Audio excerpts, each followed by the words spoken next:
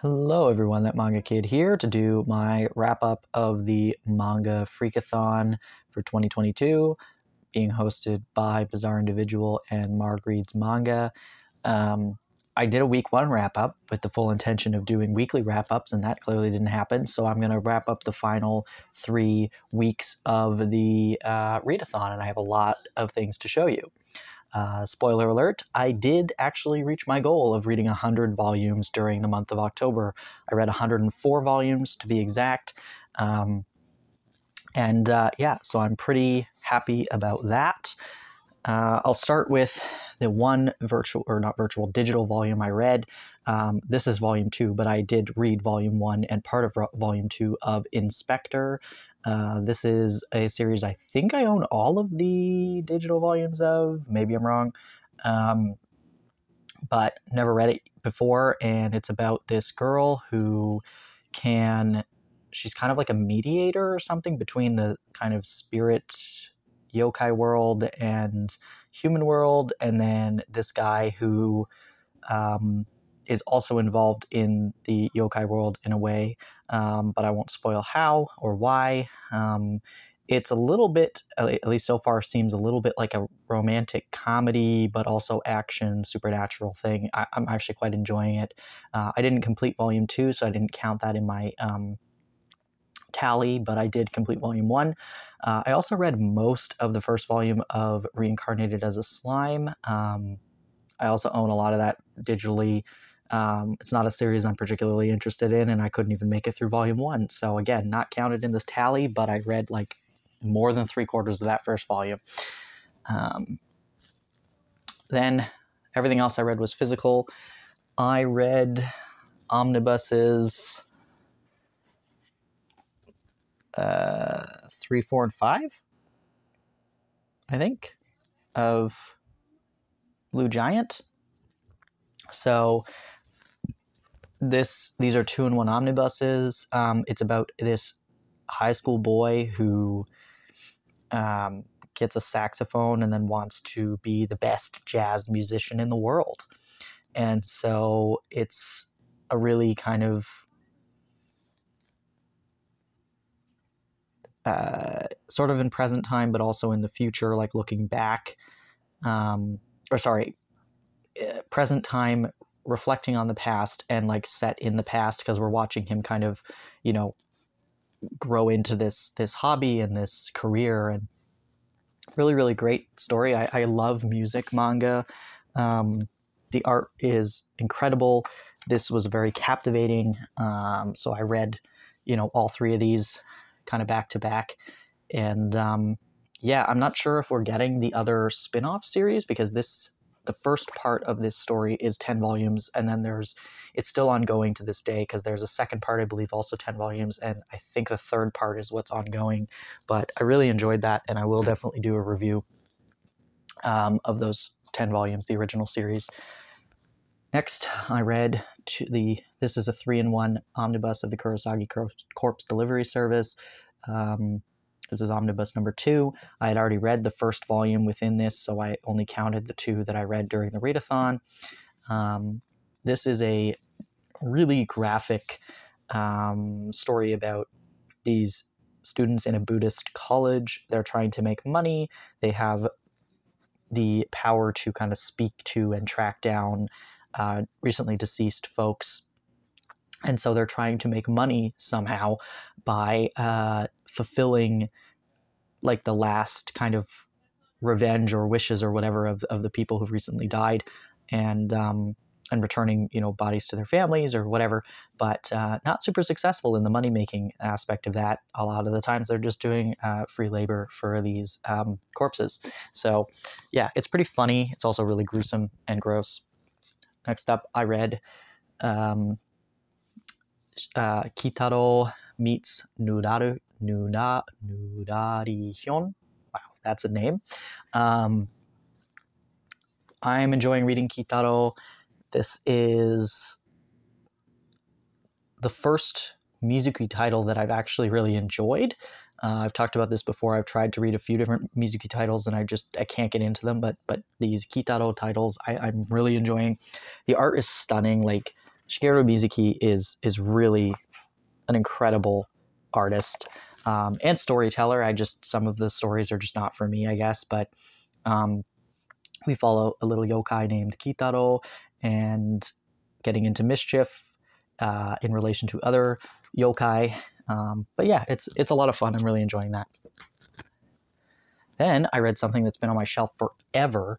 This is in horrible condition. This is Princess Ai. I've known about Princess Ai forever. This is it's a Courtney Love, DJ Milky, and Misaho Kujinado collaboration. So I've known about this since I was a kid. I just never have consumed this story, and then I got this volume for free from somewhere. It's an ex-library. It's fully taped up. It's in horrible condition, but all the pages are readable. It's not missing any pages. The cover's just, beaten to all hell. But this is a 3-volume series. I have the complete edition. This is actually really good. I was shocked. This has been on my TBR forever, and I figured now was a good time to read it because it's kind of gothic, whatever story. And this was actually really good. I was expecting, it's sort of an original English language manga, and it's old Tokyo Pop, and not all their titles are super great. So I fully was just expecting this to be crap, and it wasn't. I really enjoyed it. I read it in one sitting. It's about this girl who is from a different planet, I believe, or from a different universe or whatever. And she comes to Earth, but she has no memories, and she becomes an idol. And she's trying to spread peace and love, but she doesn't remember why or how or where she came from or what's going on. But the art is pretty cool, and the story actually was reasonably compelling for what it is.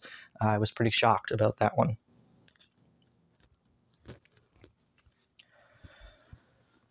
Next up, I read volume 17 of Bungo Stray Dogs. I really like Bungo Stray Dogs. I was falling off of it a little bit. It's at the point where I'm like, is this story wrapping up at any point soon here? But this volume actually compelled me a lot. It was quite compelling, so I was excited to get more, and I did actually get more. It's somewhere else in one of these stacks here I'm going to show you. But yeah, I won't show you art because I don't want to spoil anything, but yeah, that was a lot of fun. Also, apparently, that's where volume 3/4 of Blue Giant went. I knew I read that one as well, so I also read that one. And then I read, continuing from the week 1 wrap-up, I read more of my physical copies of Beck, Mongolian Chop Squad, so I read 9 through 11. Still continues to be an incredible series about music and youth and friendship and love, and yeah, it's great. Really, really, really enjoyed this. I have a few more volumes digitally that I can read, but then unfortunately I'm out of luck. I don't own any more of it, but yeah, this is an incredible series. If you ever find it, I highly recommend getting it. It's really, really amazing. And that's what put me in the mood to read Blue Giant, because I wanted more music manga. Next up, I read... Oh my goodness, where am I going here? All right. I read more Levius, and actually I finished Levius EST, so I read volumes 8, 9, and 10, 10 being the final volume. This is a really great series about mechanical martial arts. It's in like a different kind of universe or reality where these people alter their bodies mechanically and fight in like a Colosseum-style battle. It's really, really great. I would say that the overarching story or plot that is trying to happen is not so great, but I really love the art, and I really love the characters, a few of them, and I really, really, really love the action scenes, and the fighting and the mechanical aspect of it is really incredible, so that was why I kept reading it. But the overarching story, a lot of it was so convoluted and didn't really make any sense to me, so that was unfortunate, but for the most part, I really, really loved reading Levius. Then I read volume 7 of Gigant, more Hiroya Oku kind of ridiculousness. I don't own any more of this. It's a pretty quick read, so I kind of wished I had more of it to kind of binge through during this readathon, but this is the only one I had that I hadn't read yet. So yeah, it continues to be ridiculous and wild and wacky, action-packed. So then, continuing with the alien invasion theme, Dead Dead Demons Destruction, Volume 11 by Inio Asano. This continues to be really great. Obviously, we're coming closer to the end of this series, so we're kind of hitting a climax here. I'm not going to show any art again because we're quite far into this series at this point, but this continues to be a really, really great one. And I think for those who have not read Inio Asano, this is probably one of his more accessible works. There is some mental health and different things going on that you can find throughout his other works, but for the most part, like, this one is it's got action and it's got, you know, an overarching plot that is not specifically, reliant on sexual themes or depression or that kind of stuff. That stuff is certainly present here, but not to the extent that something like Good Night Pun Pun or Girl on the Shore, or like that kind of stuff, or Nijigahara Holograph and that sort of thing. But yeah, Dead Dead Demons is pretty good. Then I read the final several volumes of Hatsuharu. So I read volumes 9, 10, 11, 12, and 13, completing the series. This is a great shoujo. I really didn't like it that much when I read the first 5 volumes I bought initially, and then for some reason a couple years later I really wanted to read it, so I bought the rest of it, and I'm glad I did. Just goes to show you that sometimes series, it just isn't the right time for them to read them. And so, you know, I don't really get rid of stuff because just because I didn't like it today doesn't mean that down the road I'm not going to appreciate it. And so that's what happened with this one. I think I had to sit at the first 5 volumes sitting on my shelf for like a couple years easily, and didn't, or at least a year and a half or so, and really had no interest. And then all of a sudden I had an interest, and now this is definitely up there with some of my more liked shoujo series. So yeah, Hatsuharu was a great fun read. And if you've been on my channel, you know the drill, that every single one of these titles that I've completed that are finished, I will definitely be doing reviews of, and they'll each get their individual video for it. So stick around for that so you can hear more in-depth thoughts on these series. But yeah, next up, I finished up Shigeru Mizuki's Tono Monogatari. After reading Kitaro, I had an interest in finishing this one. I bought this one a while ago when it first came out and just never actually read it. So yeah, this one's pretty good. This is like a short story collection, and it does have some essays and stuff in there too. But yeah, I'm liking Kitaro more than this one, but this is definitely a good collection. I like short story collections, and I also really appreciate drawn and quarterly releases. So that's why I had initially picked that one up. Speaking of drawn and quarterly, I decided to read The Boxman. This, I say read, there's really no words in this. It's all images, but it's wacky and zany and ridiculous. And I mean, it's perfect for a readathon. I really like some of these titles where, I don't think I could show that page. I like some of these titles where there's really, it's so fast because there's either little to no text, and on one hand it feels like cheating, but on the other hand sometimes you just need this refreshing thing, especially once you've been reading for so long. Something like this that you can literally flip through in like 5 minutes, but it still has a story and it's still really impactful, and just completely bizarre and weird, fully fits the Halloween spooky theme. So yeah, The Boxman, definitely a really fun, ridiculous alternative title. Then I reread, I've read this in the past, Cats of the Louvre by Taiyo Matsumoto. It's a 2-in-1 volume about these cats that are living in the Louvre, and the caretakers of the Louvre, the night caretakers who kind of interact with these cats. There's a bit of a supernatural element to this, and it's just kind of like, you know, it's got a bit of a spookier, sort of mysterious vibe to it. So quite enjoyable. I just was kind of in the mood to read it, and I'd only read it once when I originally bought it, so I figured now was a good time to reread it. And I really enjoy Taiyo Matsumoto and really enjoyed rereading that one. So next up, another reread, Strange Tale of Panorama Island by Suehiro Maruo. This one I read every year. I've read it, actually, I think I read it a couple times a year. I really love this. It's a single volume. And it is, based on the original story. Is it Edogawa? No, who's the original story by?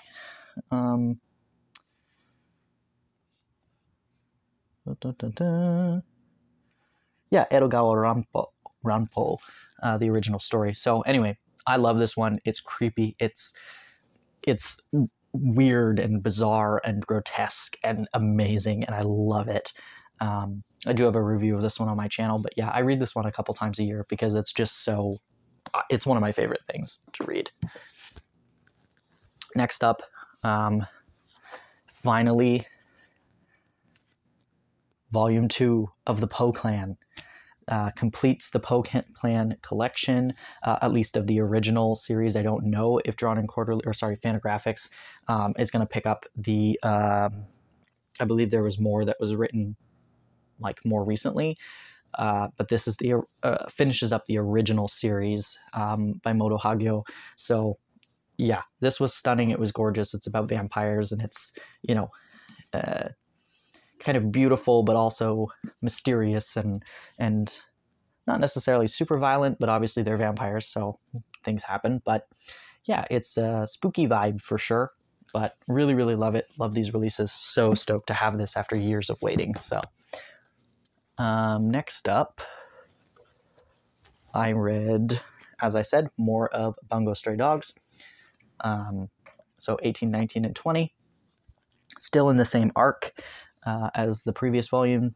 But yeah, I'm really enjoying the story here. I'm glad I'm being kind of sucked back into this world because I really love Bungo Stray Dogs. I love the characters, and it's a lot of fun. So then I read To Strip the Flesh. This is amazing. I've been looking forward to this title, and I really, really enjoyed reading it. It's a short story collection. And it's definitely got a bit of a darker vibe. I really enjoyed this kind of like diving into identity and existing in the world, while also kind of exploring kind of darker themes of, self-awareness and self-esteem. So I really, really, really enjoyed this one, and it definitely met my expectations. So looking forward to giving a proper review on it. Then I read the first volume of Tales of the Kingdom by Asumiko Nakamura. I pick up anything that Asumiko Nakamura releases, or any English titles of hers. I love her writing. I love her artwork. If this wasn't her, I wouldn't have picked this up because I'm not really into like this kind of fantasy, nobility sort of thing. But I really enjoyed this, and I love her artwork, and I am just super, super stoked to be getting more of her works. And this one in particular has like a bunch of color pages. Like I would say a good chunk of this is color pages, which is really quite wonderful. So yeah, her artwork is stunning. I'm looking forward to more of these volumes. I hate Yen Press's hardcovers. I really hate them so much. I do not like slipcovers. I do not like that, just because this is a hardcover for no reason, that it costs $23 Canadian. So I really hate Yen Press's hardcovers. So I wish it wasn't a hardcover, but it is, and I'm going to have to put up with it. But the title itself, really loved. Then I read, heavy volume, Killing Stalking Deluxe Edition #1. I read more than half of this series because it's a webcomic. I read it online a while ago, like, I don't know, well over a year ago. I read more than half of it, and then I just never not that I fell out of interest of it. I just got tired of reading. I don't like reading stuff on my computer. And my phone's too small, so I can't really read on there. But so I just stopped reading it. And then when it was announced that it was getting a physical release, I was quite excited about that because now I can actually collect it and read the whole thing. So this was technically a reread because I have read all this content already. But this is a pretty dark, if you don't know, this is a very dark manhwa series about this serial killer and this stalker who is in love with the serial killer, and then they kind of end up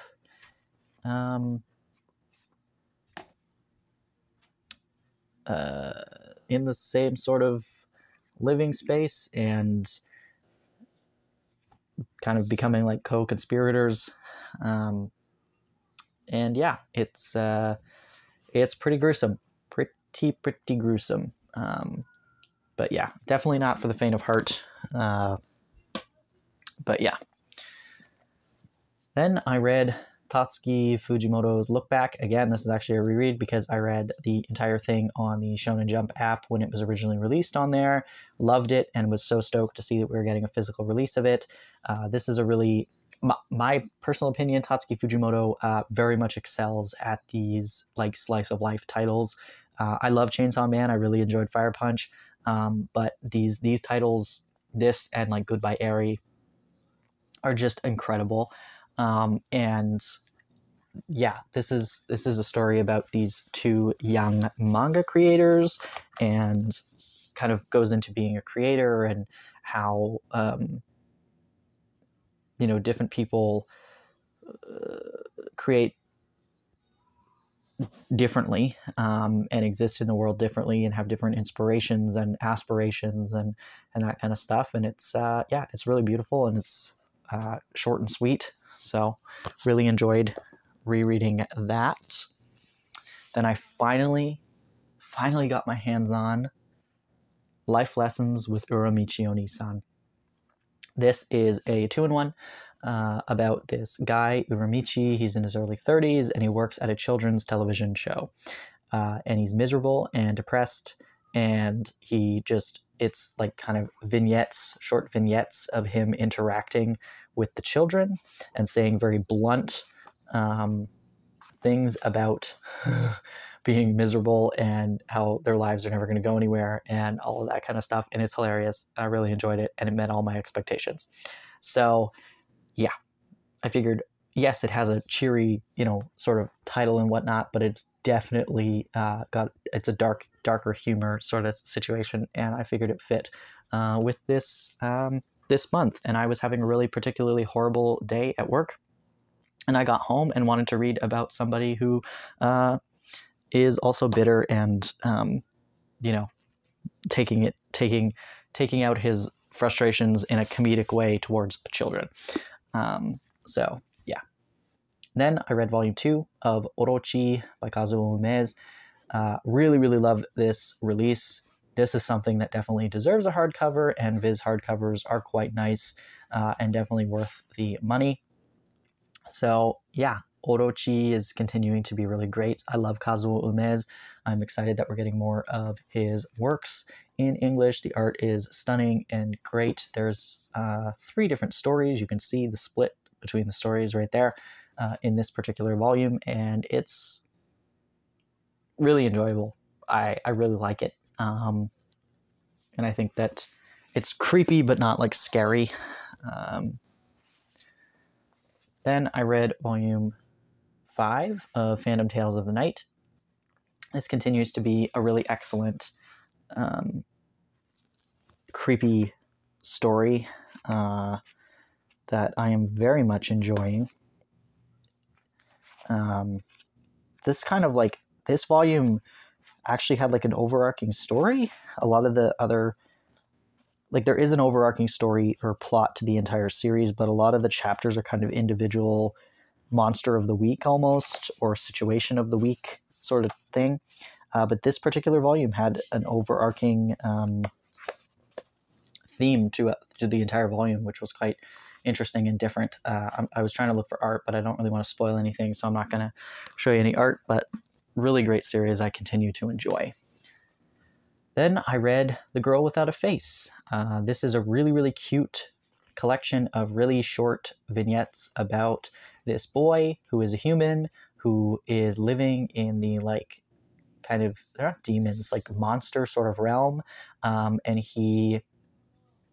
his girlfriend is some kind of like yokai certain thing, but she has no face, and it's very cute and it's sweet and adorable, and I just thought it was so incredibly enjoyable to read, but definitely still fits the theme because there's a bunch of, you know, monsters and demons and things like that, but they're all just having a good happy time. So that was very cute. Then I read about monsters and demons who are not having a happy time, volumes 14, 15, and 16, sorry, 13, 14, 15 of Bakemonogatari, the manga version. This is incredible. I continue to enjoy this. I watched a lot of the anime. I don't even know which one I left off on. I know I didn't watch it all. I do own actually digitally all the light novels. I've read through a few of them. I think I'm on Nisei Monogatari now, but anyway, this continues to be incredible. The artwork is just absolutely mind-blowingly stunning. Oh Great is just an incredible artist, and it's just really, this is a story that I find personally very compelling. I know that it's not for everybody, but it's something very nostalgic to me, and it's something very like, I don't know, I consumed it in anime form. I'm currently consuming it in both manga and light novel form, and it just continues to be enjoyable to me. So that's really, really fun and great. So yeah, this continues to be a very entertaining series.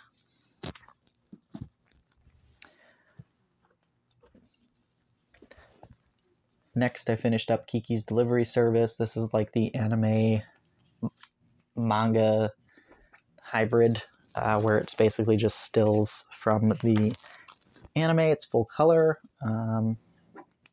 pretty enjoyable, quick read. I've obviously seen Kiki's Delivery Service, the film. It's great.